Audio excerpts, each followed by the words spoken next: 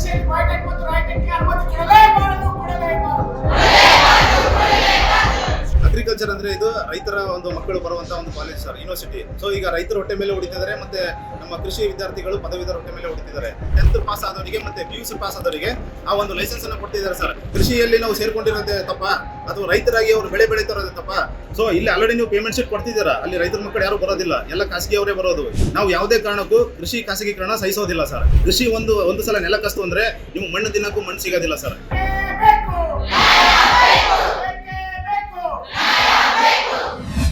ನಾವು ಇಡೀ ಕರ್ನಾಟಕ ಎಲ್ಲ ಫಾರ್ಮ್ ಯೂನಿವರ್ಸಿಟಿಯಲ್ಲಿ ಎಲ್ಲರೂ ಹೋರಾಟ ಮಾಡ್ತಿದ್ದೀವಿ. ನಮ್ಮದು ಕೃಷಿ ವಿಜ್ಞಾನಗಳ ವಿಷಯದಲ್ಲ ರಾಯಚೂರು, ಮತ್ತು ಧಾರವಾಡ ಅವರು ಮಾಡ್ತಿದ್ದಾರೆ, ಶಿವಮೊಗ್ಗ ಅವರು ಮಾಡ್ತಿದ್ದಾರೆ. ನಮ್ಮ GKVK ಫ್ರೆಂಡ್ಸಿಗೂ ನಾವು ಇನ್ಫಾರ್ಮ್ ಮಾಡಿದ್ದೀವಿ, ಅವರು ಹೋರಾಟ ಮಾಡ್ತೀವಿ ಅಂತ ಹೇಳಿದ್ದಾರೆ. ಸೊ ನಾವು ಇಲ್ಲಿ ಏನಕ್ಕೆ ಹೋರಾಟ ಮಾಡ್ತಿದ್ದೀವಿ ಅಂದರೆ, ಇಲ್ಲಿ KE ಅವರು ಮತ್ತು ಅಗ್ರಿಕಲ್ಚರ್ ಡಿಪಾರ್ಟ್ಮೆಂಟ್ ಅವರು ಮತ್ತು ಸರ್ಕಾರದವರು ನಮಗೆ ಮೋಸ ಮಾಡ್ತಿದ್ದಾರೆ ಸರ್. ಯಾಕಂದರೆ ಈಗ ಸುಪ್ರೀಂ ಕೋರ್ಟ್ ಒಂದು ಆರ್ಡರ್ ಇದೆ ಸರ್, 10/4/2025 ಸುಪ್ರೀಂ ಕೋರ್ಟ್ ಒಂದು ಜಡ್ಜ್ಮೆಂಟ್ ಕೊಟ್ಟಿದ್ದಾರೆ. ನೀವು ಯಾವುದೇ ಒಂದು ಫ್ರೆಶ್ ನೋಟಿಫಿಕೇಶನ್ ಮಾಡಿದ ಮೇಲೆ ಮತ್ತೆ ಮಿಡಲಲ್ಲಿ ನೀವು ಯಾವುದೇ ಒಂದು ಸರ್ಕಾರದ ಆದೇಶ ಆಗಿರ್ಬೋದು, ಸರ್ಕ್ಯುಲರ್ ಆಗಿರ್ಬೋದು ಸೇರಿಸ್ಕೊಂಡು ನೀವು ಯಾವುದೇ ಒಂದು ಬದಲಾವಣೆ ಮಾಡೋಕ್ಕೆ ಅವಕಾಶ ಇಲ್ಲ ಅಂತ ಕ್ಲಿಯರ್ ಆಗಿ ಹೇಳಿದ್ದಾರೆ ಸರ್.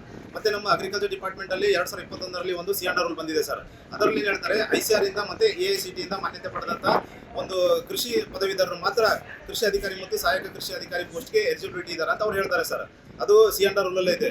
KE ಅವರು, ಅಗ್ರಿಕಲ್ಚರ್ ಡಿಪಾರ್ಟ್ಮೆಂಟ್ ಅವರು ಮತ್ತು ಸರ್ಕಾರದವರು ಯಾವುದೋ ಒಂದು ಕಾರಣದ ಕೈಗಳಿಗೆ, ಯಾವುದೋ ಒಂದು ಆಮಿಷಕ್ಕೆ ಒಳಗಾಗಿ ನಮ್ಮ ಕೃಷಿ ಪದವೀಧರರ ಒಂದು ಜೀವನವನ್ನ ಬಲಿ ಕೊಡ್ತಿದ್ದಾರೆ. ಈಗ ಇನ್ನೊಂದು ಸರ್, ಈಗ ರೈಟೆಕ್ ಅವರು ಸೇರಿಸಿದಾರಲ್ಲ, ಅವರು ಪ್ರೈವೇಟ್ ಅಗ್ರಿಕಲ್ಚರ್ ಕಾಲೇಜ್ ಸರ್, ಅದು ICR ಇಂದ ಮಾನ್ಯತೆ ಪಡೆದಿಲ್ಲ. ಮತ್ತೆ B ಬಯೋಟೆಕ್ ಅಂತ ಸೇರಿಸಿದ್ದಾರೆ ಸರ್, ಅವ್ರದ್ದು ಕೂಡ ಈಗ C&R ಇಲ್ಲ, C&R ರೂಲಲ್ಲೂ ಇಲ್ಲ, ಮತ್ತೆ ಅವರಿಗೆ ಯಾವುದೇ ತರ ICR ಇಂದ ಮಾನ್ಯತೆ ಪಡೆದಿರೋದು ಇಲ್ಲ. ಮತ್ತೆ ಖಾಸಗಿ ಕೃಷಿ ಕಾಲೇಜ್ಗಳನ್ನು ಸ್ಟಾರ್ಟ್ ಮಾಡಿದ್ದಾರೆ ಸರ್. ಈಗ 12 ಖಾಸಗಿ ಕೃಷಿ ಕಾಲೇಜ್ಗಳನ್ನು ಸ್ಟಾರ್ಟ್ ಮಾಡಿದ್ದಾರೆ. ಅದರಲ್ಲಿ ಎಲ್ಲ ಶ್ರೀಮಂತರು ಹೋಗ್ತಾರೆ ಸರ್. ಅಗ್ರಿಕಲ್ಚರ್ ಅಂದ್ರೆ ಇದು ರೈತರ ಒಂದು ಮಕ್ಕಳು ಬರುವಂತ ಒಂದು ಕಾಲೇಜ್ ಸರ್, ಯೂನಿವರ್ಸಿಟಿ. ಸೊ ಈಗ ರೈತರ ಹೊಟ್ಟೆ ಮೇಲೆ ಹೊಡಿತಿದ್ದಾರೆ, ಮತ್ತೆ ನಮ್ಮ ಕೃಷಿ ವಿದ್ಯಾರ್ಥಿಗಳು ಪದವೀಧರ ಹೊಟ್ಟೆ ಮೇಲೆ ಹೊಡಿತಿದ್ದಾರೆ. ಈಗ ಪ್ರೈವೇಟ್ ಅಗ್ರಿಕಲ್ಚರ್ ಕಾಲೇಜಲ್ಲಿ ಯಾರು ಕಲಿತಾರಲ್ಲ ಸರ್ ಶಿಕ್ಷಣನ, ಅವರೆಲ್ಲ ದುಡ್ಡು ಕೊಟ್ಟು ಡಿಗ್ರಿ ಖರೀದಿ ಮಾಡ್ತಾರೆ ಸರ್. ಮತ್ತೆ ನಮ್ಮ ಸರ್ಕಾರಿ ಯೂನಿವರ್ಸಿಟಿಗಳಲ್ಲಿ, ಅಗ್ರಿಕಲ್ಚರ್ ಯೂನಿವರ್ಸಿಟಿಗಳಲ್ಲಿ ಸಿಕ್ಕಾಪಟ್ಟೆ ಲ್ಯಾಂಡ್ ಇರುತ್ತೆ ಸರ್, 100 ಎಕರೆ ಲ್ಯಾಂಡ್ ಇರುತ್ತೆ. ನಾವು ತುಂಬಾ ಇಲ್ಲಿ ಪ್ರಾಯೋಗಿಕವಾಗಿ ಕಲಿತೀವಿ ಸರ್. ಇದು ಕೃಷಿ ಅಂದ್ರೆ ಬರೀ ಇದು ವಿಜ್ಞಾನ ಅಲ್ಲ ಸರ್, ಕಲೆ ಮತ್ತು ವಿಜ್ಞಾನ. ಸೊ ನಾವು ಯಾವಾಗ ಫೀಲ್ಡ್ ಅಲ್ಲಿ ಹೋಗ್ತೀವಿ ಅವಾಗ ನಾವು ಜಾಸ್ತಿ ಕಲಿಯೋಕ್ಕಾಗುತ್ತೆ. 100% ಶುದ್ಧ ಶ್ರೀಗಂಧ ಎಣ್ಣೆಯಿಂದ ತಯಾರಾಗಿದೆ, ಅಸಲಿ ಉತ್ತಮಿಕೆಯನ್ನು ಹೊಂದಿದೆ. ಮೈಸೂರ್ ಸ್ಯಾಂಡಲ್ ಸೋಪ್, ನನ್ನ royal beauty ritual. Private agriculture college ಅವರು ಲ್ಯಾಂಡ್ ಕಮ್ಮಿ ಇರುತ್ತೆ ಸರ್, 40-50 ಎಕರೆಯಲ್ಲಿ ಅವ್ರು ಏನು ಕಲ್ಸಕ್ಕಾಗೋದಿಲ್ಲ.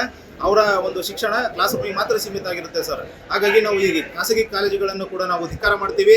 ಮತ್ತೆ ರೈಟೆಕ್ ಅವರಿಗೆ ಅವಕಾಶ ಕೊಟ್ಟಿದ್ದಾರಲ್ಲ, C&R ವೈಲೇಷನ್ ಮಾಡಿದ್ದಾರೆ, ಸುಪ್ರೀಂ ಕೋರ್ಟ್ ಗೈಡ್ಲೈನ್ಸ್ ಕೂಡ ವೈಲೇಷನ್ ಮಾಡಿದ್ದಾರೆ, ಅದನ್ನು ಕೂಡ ನಾವು ಧಿಕ್ಕಾರ ಮಾಡ್ತೀವಿ. B ಬಯೋಟೆಕ್ನಾಲಜಿ ಅವರಿಗೆ ಸರ್, ಕೃಷಿ ಅಂದ್ರೆ ಗಂಧ ಗೊತ್ತಿಲ್ಲ, ಗಾಳಿ ಗೊತ್ತಿಲ್ಲ. B ಬಯೋಟೆಕ್ನಾಲಜಿ ಅವರಿಗೆ, ಇಂಜಿನಿಯರಿಂಗ್ ಅವರಿಗೆ ಏನು ಗೊತ್ತಾಗುತ್ತೆ ಸರ್? ಫಾರ್ ಎಕ್ಸಾಂಪಲ್ ಹೇಳ್ತೀನಿ ನಿಮಗೆ, ನಾವು ಕೃಷಿ ವಿದ್ಯಾರ್ಥಿಗಳು. ಈಗ ಕೃಷಿ ವಿದ್ಯಾರ್ಥಿಗಳಿಗೆ ಒಂದು MBBS ಡಾಕ್ಟರ್ ಆಗಿರ್ಬೋದು ಅಥವಾ ಒಂದು ಮೆಡಿಕಲ್ ಓಪನ್ ಮಾಡೋಕ್ಕೆ ಕೊಡ್ತಾರಾ ಸರ್? ಅವ್ರು ಚಾನ್ಸು ಕೊಡೋದಿಲ್ಲಲ್ವಾ ಪ್ರಾಕ್ಟಿಕಲ್ ಆಗಿ. ಸೊ ಅದೇ ತರ ಕೃಷಿ ಅಧಿಕಾರಿ ಮತ್ತೆ ಸಹಾಯಕ ಕೃಷಿ ಅಧಿಕಾರಿ ಅನ್ನೋದು ಇದು ಕೃಷಿ ಪದವೀಧರರು ಮತ್ತೆ ಕೃಷಿ ಇಲಾಖೆ ಮತ್ತೆ ರೈತರ ಮಧ್ಯೆ ಇರುವಂತ ಒಂದು ಕೊಂಡಿ ಸರ್. ಇಲ್ಲಿ ಕೃಷಿ ಇಲಾಖೆಯಲ್ಲಿ ಕೃಷಿ ಪದವೀಧರರು ಮಾತ್ರ ಇರಬೇಕು. ಯಾರೋ ಇಂಜಿನಿಯರಿಂಗ್ ಅವ್ರಿಗೆ ಕೊಡ್ತೀವಿ ಅಂದ್ರೆ ಇದು ಆಗೋದಿಲ್ಲ ಸರ್. ಈ ಮುಖಾಂತರ ನಾವು KEಗೆ ಮತ್ತೆ ಸರ್ಕಾರಕ್ಕೆ ಮತ್ತೆ ಮಾನ್ಯ ಮುಖ್ಯಮಂತ್ರಿಗಳಿಗೆ ಒಂದು ಮನವಿ ಮಾಡ್ಕೋತೀವಿ ಸರ್. ದಯವಿಟ್ಟು ಈ ಕೂಡಲೇ ನೀವು ಮಧ್ಯಸ್ಥಿಕೆ ವಹಿಸಿ. ಜುಲೈ 25ನೇ ತಾರೀಕಿಗೆ HK ಎಕ್ಸಾಮ್ ಇದೆ, ಮತ್ತೆ ಆಗಸ್ಟ್ 8ನೇ ತಾರೀಕಿಗೆ ನಾನ್ HK ಎಕ್ಸಾಮ್ ಇದೆ. ಈ ಎಕ್ಸಾಮ್ ಅನ್ನು ಕೂಡಲೇ ನೀವು ತಡೆ ಹಿಡಿಬೇಕು. ರೈಟೆಕ್ ಅವ್ರನ್ನ ಹೊರ ಹಾಕಬೇಕು, B ಬಯೋಟೆಕ್ ಅವ್ರನ್ನ ಹೊರ ಹಾಕಬೇಕು, ಖಾಸಗಿ ಕಾಲೇಜುಗಳನ್ನ ಬಂದ್ ಮಾಡಬೇಕು. ಮತ್ತೆ ಈ ದೇಸಿ ಪ್ರೋಗ್ರಾಮ್ ಅಂತ ಮಾಡಿದ್ದಾರೆ ಸರ್. ದೇಸಿ ಪ್ರೋಗ್ರಾಮು ಅವಾಗ ಯಾರ ಕಡೆ ಡೀಲರ್ಶಿಪ್ ಲೈಸೆನ್ಸ್ ಇತ್ತು ಅವರಿಗೆ ಒಂದು ಟ್ರೈನಿಂಗ್ ಕೊಡ್ಬೇಕಂತ ಅಂದ್ರು ಸರ್. ಉದ್ದೇಶ ಚೆನ್ನಾಗಿತ್ತು. ಇವಾಗ ಏನ್ ಮಾಡ್ತಿದ್ದಾರೆ, 10th ಪಾಸ್ ಆದವರಿಗೆ ಮತ್ತೆ PUC ಪಾಸ್ ಆದವರಿಗೆ ಆ ಒಂದು ಲೈಸೆನ್ಸ್ ಅನ್ನು ಕೊಡ್ತಿದ್ದಾರೆ ಸರ್. ಮತ್ತೆ ನಾವು 4 ವರ್ಷ ಕೃಷಿ ಪದವಿ ಪಡ್ಕೊಂಡಿರ್ತೀವಲ್ಲ ಸರ್, ನಾವೆಲ್ಲ ಹೋಗ್ಬೇಕು ಸರ್. ಇನ್ನೊಂದು ಬೆಸ್ಟ್ ಎಕ್ಸಾಂಪಲ್ ಕೊಡ್ತೀನಿ ಸರ್. ನಮ್ಮಲ್ಲೇ ಅಗ್ರಿಕಲ್ಚರ್ ಇಂಜಿನಿಯರಿಂಗ್ ಇದೆ ಸರ್, ಅವರಿಗೆ ಯಾವುದೇ ಫರ್ಟಿಲೈಸರ್ ಮತ್ತೆ ಕೆಮಿಕಲ್ಸ್ ಒಂದು ಲೈಸೆನ್ಸ್ ಕೊಡಕ್ಕೆ ಅವ್ರಿಗೆ ಪರ್ಮಿಷನ್ ಇಲ್ಲ ಸರ್. ಇವರು 1 ವರ್ಷ ಟ್ರೈನಿಂಗ್ ಕೊಟ್ಟು ಅವ್ರಿಗೆ ಕೊಡ್ತಿದ್ದಾರೆ ಸರ್. ಮತ್ತೆ B ಬಯೋಟೆಕ್ ಅವರು, ಅವ್ರಿಗೆ ಅಗ್ರಿಕಲ್ಚರ್ ಬಗ್ಗೆ ಅವ್ರಿಗೆ ಏನು ನಾಲೆಜ್ ಎಲ್ಲ ಜ್ಞಾನನೇ ಇಲ್ಲ ಸರ್. ಈ ಒಂದು ಅಗ್ರಿಕಲ್ಚರ್ ಅನ್ನ ಹಾಳು ಮಾಡುವಂತ ಸರ್ಕಾರದ ಧೋರಣೆಯನ್ನು ನಾವು ಖಂಡಿಸ್ತೀವಿ ಸರ್. ಮತ್ತೆ ಇದಕ್ಕೆಲ್ಲ ನಾವು ಎಲ್ಲ ರೈತ ಬಾಂಧವರ ಸಪೋರ್ಟ್ ಕೂಡ ಕೇಳ್ತೀವಿ. ಯಾಕಂದ್ರೆ ರೈತರು ಮುಗ್ಧರು ಸರ್. ಈಗ ನಾವು ಕೃಷಿ ಪದವೀಧರರಾಗಿ ನಾವು ಕೃಷಿ ಇಲಾಖೆಯಲ್ಲಿ ಸೇರ್ಕೊಂಡು ಕೃಷಿ ಅಧಿಕಾರಿಗಳಿಗೆ ನಾವು ರೈತರಿಗೆ ಸೇವೆ ಮಾಡಬೇಕು ಅನ್ನೋ ನಮ್ಮ ಮನೋಭಾವ ಇದೆ ಸರ್.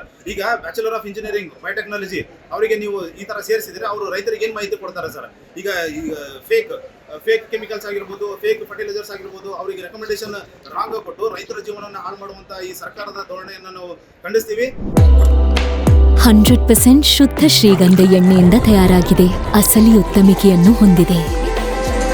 ಮೈಸೂರ್ ಸ್ಯಾಂಡಲ್ ಸೋಪ್, ನನ್ನ ರಾಯಲ್ ಬ್ಯೂಟಿ ರಿಚುವಲ್. ಸೊ ನಾನೇನ್ ಕೇಳ್ತೀನಿ ಮಾನ್ಯ ಮುಖ್ಯಮಂತ್ರಿಗಳಿಗೆ, ನೀವು ನಮ್ಮ ಒಂದು ಅವಕಾಶಗಳನ್ನ ಯಾಕೆ ಕಿತ್ಕೊತಾ ಇದ್ದೀರಿ ಸ್ವಾಮಿ ನೀವು? ನಾವೇನನ್ನೇ ಮಾಡಿದ್ದೀವಿ? ನಾವು ಕೃಷಿಯಲ್ಲಿ ನಾವು ಸೇರ್ಕೊಂಡಿರೋದೇ ತಪ್ಪ ಅಥವಾ ರೈತರಾಗಿ ಅವರು ಬೆಳೆ ಬೆಳೀತಿರೋದೇ ತಪ್ಪ ಸರ್? ಇವತ್ತು ನೀವೆಷ್ಟೇ IT ಹಬ್ ಆಗಿರ್ಬೋದು, ನೀವೆಷ್ಟೇ ಎತ್ತರಕ್ಕೆ ಬೆಳೆದ್ರು ಕೂಡ ಅನ್ನ ತಿನ್ನಲೇಬೇಕು ಸರ್, ಅನ್ನ ಬೆಳಿಲೇಬೇಕು. ಸೊ ನೀವು ಆ ಅನ್ನದಾತನ ಹೊಟ್ಟೆ ಮೇಲೆ ಹೊಡೆಯುವಂಥ ಕೆಲಸ ಮಾಡಬೇಡ್ರಿ, ಕೃಷಿ ಪದವೀಧರ ಹೊಟ್ಟೆ ಮೇಲೆ ಹೊಡಿಬಾರ್ದು ಅಂತ ನಾನು ಮನವಿ ಮಾಡ್ಕೊತೀನಿ. ಆದಷ್ಟು ಬೇಗ ಇದಕ್ಕೆ ನೀವು ಮಧ್ಯಸ್ಥಿಕೆ ವಹಿಸಿ ನಮಗೆ ನ್ಯಾಯ ಕೊಡಿಸಿರಂತ ನಾನು ಅನ್ಕೊಂಡಿದ್ದೀವಿ ಸರ್. ನೀವು ಏನಾದರೂ ಮುಂದಿನ ದಿನಗಳಲ್ಲಿ ನ್ಯಾಯ ಕೊಡಿಸಲಿಲ್ಲ ಅಂದರೆ ನಾವು KE ಮುತ್ತಿಗೆ ಹಾಕ್ತೀವಿ, ನಾವು ವಿಧಾನಸೌಧಕ್ಕೂ ಮುತ್ತಿಗೆ ಹಾಕ್ಬೇಕಂತ ನಾವು ವಿಚಾರ ಮಾಡ್ತಾ ಇದೀವಿ ಸರ್. ಅಂತ ಎಲ್ಲ ಮಿನಿಸ್ಟರ್ಸು ಮತ್ತೆ ಮುಖ್ಯಮಂತ್ರಿಗಳನ್ನು ಮನವಿ ಮಾಡ್ಕೊಂತೀವಿ ಸರ್. ಅಲ್ಲಿ ಹೋಗೋರೆಲ್ಲ ಶ್ರೀಮಂತರ ಮಕ್ಕಳು ಸರ್.